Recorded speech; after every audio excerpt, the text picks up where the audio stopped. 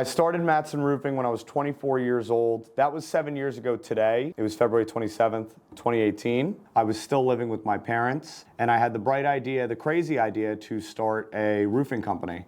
I remember on that day, it was 64 degrees out. I set up a little table outside of my parents' driveway, and I filed the articles of incorporation to make Mattsson Roofing a company in the state of New Jersey. I didn't have a truck, I didn't have many ladders. Nobody knew that I was a roofing company in town. I had to drive out in my little red 2010 Nissan Sentra. I put one of my telescopic ladders in the trunk, and I would show up to people's houses, knock on their door and say, hey, I'm a roofer and I noticed that you have some shingles hanging off your roof. I think I can fix that. I don't even think I had a website. I was a kid with half a dollar and a dream, and lucky enough, a couple people opened their doors, and then a couple of those people said, all right, go up on the roof, check it out, let me know what you think. It was a lot of scratching and clawing, but we built up enough momentum so that about 3 or 4 months after I started Mattsson Roofing, I was able to graduate from my little red Nissan Sentra to actually buying a truck, buying an aluminum extension ladder.